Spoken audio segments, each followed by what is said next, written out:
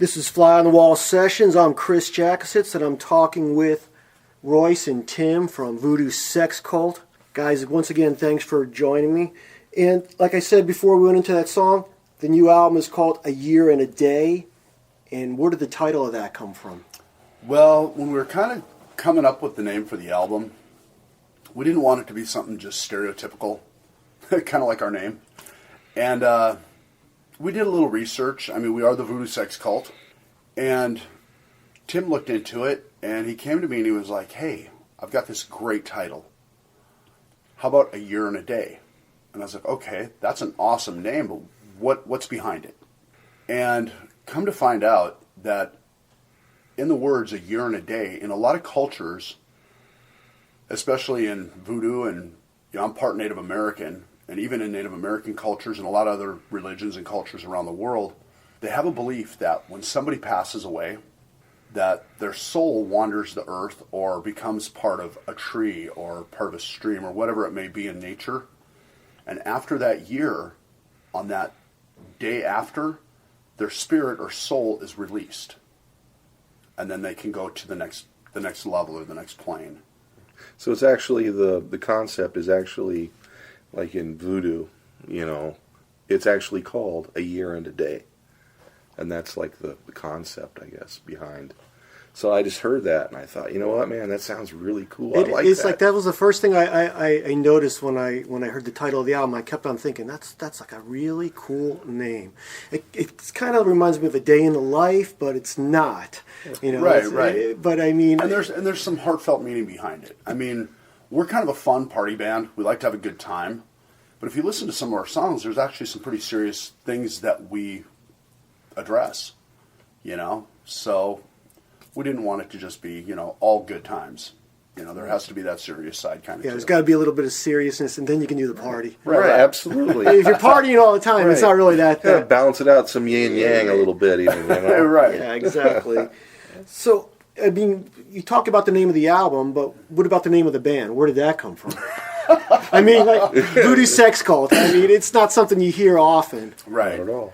Okay. Well, when Tim and I decided to put the project together, we didn't have any other players. It was just us, Tim and I. And a friend of mine, she was actually bartending downtown in Prescott. And she was actually my manager and road manager from another previous band that I had played in and recorded with. So we went out one night, and we had a couple cocktails, and we went in to see her. And Jen, we love you. She was making us shots by color. And they're pretty good size. They're like in double rocks glasses. And we're, blue ones, red ones, green ones, yellow ones. We're covering the rainbow. It was a little kind of Skittles thing going on. And I told Tim, I said, I don't want just a one-word name. We were playing in a cover band called Throttle. A name like that, you can just throw it out and nobody remembers it. And we kind of wanted it to, as Tim said, kind of an institutional name. I said, well, it has to be kind of sexy, and something that's going to make people intrigued. And we were throwing names back and forth, and I just was like, sexy. And I blurted out, the Voodoo Sex Cult. And Tim looked at me, and I started laughing. I just kind of meant it as a joke. And our friend Jen went, that's actually a really cool name. And I'm like, seriously? And she goes, yeah, that's a cool name. And Tim looked at me and he goes, hey, cheers. We're the Voodoo Sex Cult. And we didn't even have a band yet. It is an intriguing name. It makes you want to go, hey, I got to check out these guys, see what they're all about. Right. So going back to when you guys first started playing. Right. I mean, what was your first live experience like playing in front of people? Was it great? Was it a train wreck? Was it this, that? I mean, what was the experience like? I mean, you learn how to play guitar, you learn how to sing, and all of a sudden now I'm up in front of people for the first time. I mean, what was that like? For me, when I was a lot younger, like I said, I started, I gave up the bass pretty quick. And you were in the punk band. Right. I started doing punk, which you really don't need a whole lot of, I mean, I'm not taking anything away from punk. It's just pretty much garage vocals. Yeah. And I got out of that, and then I went on to play in a couple cover bands. And doing cover music, as far as for a vocalist, you have to be able to hit different ranges, do different music. And I kind of tweaked it to be my own. But when I actually started out, I was in my early 20s. And, it was the 80s, kind of the glam thing going on. And for me, I would actually have to kind of turn away. I was kind of paranoid. I'd actually kind of turn away from the audience, and I wasn't real comfortable with it. Yeah, it took me quite a while to get comfortable with it. Because you didn't think you were doing justice to the songs, or just yourself in general? Well, because I was real critical of myself. Yeah. I'm like, oh, am I hitting that pitch right? Am I hitting that note? Or someone going to say, that guy can't sing. Right. What's up with that? Right, exactly. If I look out in the audience, someone's going to give me the stink eye and be pointing at me. How's he doing to that song? Right. So I was just really self-conscious. But then as time went on, it didn't last that long. For when I was in my early 20s, started playing in cover bands. For a few months, it was like that. And then I started getting out playing bars and in front of people. And, I started getting more comfortable with it. But like I said, until, probably 15 years ago, I got out of music for well over 12 years. And when I got back into it, I was so self-conscious. It's horrible. In fact, Tim and I were talking about it when we were driving out here from Arizona. I went and got me this voice processor with pedals and all this weird effects and all. And I would make so many different sound guys angry. They'd be like, dude, it's feeding back, it's doing this, and I'm like, I have to have it, it's my crutch, subconsciously. And finally one day, I just threw it in the corner. And I went, okay, it is what it is. And from that point on, it just got better. I learned to be confident in myself and just take control of what I was doing, And like I said, from that point on, I got comfortable with it. What about you, Tim? You know what? I'll go from the Voodoo Sex Cult experience. You know what, man? The first show was great. You know what? The second show got better. By the third show, we were playing with a band called Bionic Jive, and big Arizona band for sure. And our bass player was confident enough that he peed on the stage and then proceeded to go in the back staging area, and he basically teabagged all of their equipment. So that was, that's a Voodoo Sex Cult thing right there for sure. A little way to loosen up, It was, and the thing, if you've never seen Bionic Jive, those are some big guys, and they were looking at him, and the promoter, his mouth was dropped open, and he's just like, hey, man, But yeah, that was an experience. It was a bit of a nightmarish night. Yeah, something else is I ain't gonna lie, we get a good female crowd reaction, in our group, and one of my favorite experiences is we actually, one of our shows, we had a Titty Pit going, and that was pretty crazy. I liked that. What is a Titty Pit? Literally. Just in case I want to go check one out. If you guys have a Titty Pit at every one of the shows, right? There you go. I had a few bras hanging from the headstock of my guitar. I looked over on the other side of the stage. So did Chris and Pete. And the next thing we know is, man, there's just all these girls just dancing around, topless. It was a great experience. I loved it. Does it happen at every show? You know what? It hasn't happened at every show. But you know what? If that can happen... That could be the thing. That could be the thing. And it's... Well, see, and that's kind of our thing, too. We played with some friends of ours back in Arizona. We played a show with them, and they probably had 30 people up there, the mosh pit going, and it was all... And then we took the stage, and they're an amazing band, and we took the stage, and the next thing you know, there's 15, 20 girls at the front of the stage. And I even said, that's great. You guys can have all the mosh pits you want, but this right here is sexy. And we try to kind of, we're the Voodoo Sex Cult, and we try to keep some of our music is actually kind of sexy. We try to appeal to everybody. Well, I think it's very important to have both genders going and experiencing. You don't want to. I don't know. We've all been to shows where it's 85% guys and stuff. And yeah, I love the bands or whoever they are, but you kind of want the 50-50. I think at least. Well, absolutely. What we have found out is if you have 100 women show up, 400 guys will be there. That's exactly what I was going to say. The same thing. If you have 100 guys show up, yeah, probably not a lot of women are going to show up. 10 women. Yeah, 10 women. Right. But if it's the opposite, they're going to find, it's what is it called again? The titty what? The Titty Pit. The Titty Pit. These guys have the Titty Pit. There's going to be chicks there. We're going. I don't even know who these guys are. It doesn't matter. We're going. Doesn't matter. Check them out anyway.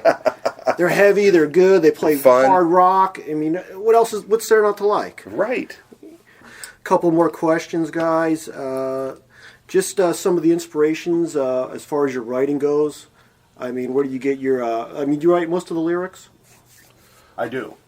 I write all the lyrics. So you write all the lyrics, Royce, and then the music is... Or you guys collaborate back and forth? We collaborate, as a whole band, as a whole unit, we collaborate. Pete or I or Chris may have a riff, and the next thing you know, man, we're just jamming away, and Royce starts adding lyrics, and, that's how we do it. It's, to me, if you have just one person writing the music... Makes it different. Makes it kind of like... Well, it just kind of becomes their thing, It's like you're the band for the solo guy. Right, absolutely. And so I think that is what makes our sound. I feel like when somebody listens to our band, it's like, yeah, that is Voodoo Sex Cult. And that's because, there's 5 guys, common goal, we're all contributing, we all work hard at it. We rehearse a lot. And, I think that's what brings the magic. I think that's what really constitutes a band. Yeah. I think that's why there's a good variance in our music, too. Right. All our songs, it's the Voodoo Sex Cult, but they're all different in their own right. Yeah. Right. So you get your inspiration just from day-to-day life or any particular topics that you focus on more, you think? It's pretty much day-to-day life. I've reflected back on past experiences from 20 years ago to things that are going on in my life currently. Sometimes I just write fun party songs, that are just inspirational from a good time I've had. There's a song on our album I dug really deep. It's kind of personal to me, but it's a song about addiction. There's a plethora of topics. Yeah, so it's just anything that comes to mind that... Right. Usually things that have inspired my life. Yeah. Is kind of where I dig it from. And I think, I can't say enough about Royce's ability to write lyrics, and, he will, he takes the time, to really, like I said, even if it's just a party song, let's say, a good time type song. It's still got to be right, though. The Yeah, it music's still got to does. be right. Absolutely, the lyrics got to fit in. It's still I've gotta work. I've seen lyrics come in 10 minutes. I've seen him take a month to write something, but I like the fortitude that he, he'll see it through, man. He's got the, fruition, man, to make that just happen. I always wanted to ask a singer or someone who wrote lyrics. It's like, back in the day, I used to write poetry, and I said, what, I can't even do this. Or I used to just mess around by writing songs because you follow bands and you figure, I can write a song too. And it's like, it's not easy because you got to get some words that might rhyme or not rhyme, or I don't know. I just envy anybody who can write a song, whether it's like good or bad. Well, it's like the acoustic thing we just did, Fade Away. Tim threw out an idea for some lyrics. It's something he had seen about a relationship, and then he started playing this melody, and it reminded me of somebody that I was in love with 20 years ago. And we kind of had a little affair, and I'd leave town, and I'd come back and run into her, and we'd have a little thing, and then she'd leave, and to this day, we're still friends. We have our own separate lives. She lives down in Phoenix, and I wound up back in Arizona in Prescott, and to this day, we're still good friends. That thing we had that summer 20 plus years ago, It's still somewhat special in a way. it was really cool. It was like this special moment in time that no matter how you look at it, it was still that beautiful moment. Mm-hmm. Interesting, yeah. Yeah. Everybody's got a story about something like that. I always think about the same thing, like summer of '83 or whatever. It was an awesome summer for whatever reason. Right. Yeah. Right. And that's kind of where I got the inspiration for that song. Album you got to have in your catalog by any band. Obviously, it doesn't matter if it's hard rock, heavy metal, whatever. It could be. We know where this is going. I'm starting up a record collection tomorrow. I need you guys to help me start it with 2 albums. Okay. What I would say is Prince, The Hits. It's a triple album compilation. I don't know if I can accept a compilation though, or greatest hits. Okay, you want to... Okay, one album. Yeah, yeah. Okay. I don't know if I can do a greatest You don't know if you can hits. do that? Oh, man, okay. Well, then, I am going to I'll keep that in say- mind, though, after Okay. I get my collection. All right, built here up. we go. Check this out. Prince, Lotus Flower. Okay. It's actually a 3-album thing. Every song on there is different and was specifically written for the 3. So it's not a greatest hits. Okay. Yeah. Royce? For me, I got to go way back to when I first started buying vinyl. One of the albums that really influenced me, and in honor of Dimebag Darrell and Vinnie Paul, I'm a Kiss fan from way back, and we were actually at a music store today, and I happened to run across some Kiss vinyl, and I still have the original first Kiss album I bought when I was just a kid. And it's got stickers all over it, and it's beat up, but Yeah. I still have it. Classic. I Yeah. still have all my records too. I mean, when they switched over to CDs, everybody was saying, "Get rid of your records." I'm like going, I just can't do it. I mean, No. they take up space, but you know Right. what? I don't care. They're I still I there. still have a vinyl collection I've been dragging around for years. That's space well taken. Yes, it is. Okay, so where can people find out about Voodoo Sex Cult?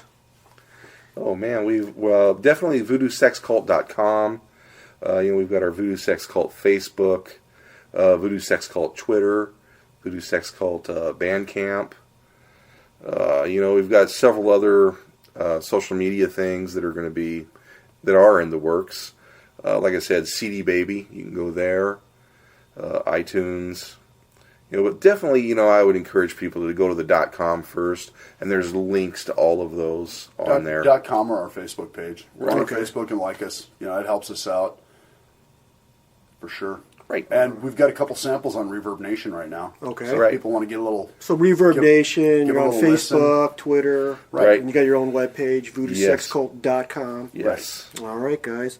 All right, well, I want to thank both of you, Tim and Royce, for Yeah, we being wanna part of thank the you. Fly on the Wall sessions. You got the new record out, A Year and a Day. Yes. And what song do you guys want to leave everybody with off the record? Black Jesus. Black Jesus was the first song coming Oh, into the I'm segment. sorry. It's okay. Let's say 40 days. 40 days? Yeah. All right, 40 days. Once again, guys, thanks a lot for coming by. Hey, thank you, And Chris. Good luck with the man. new record. Thank Oh, you. thank you so All right. much. And thanks to all our fans. Hell yeah. All right, guys.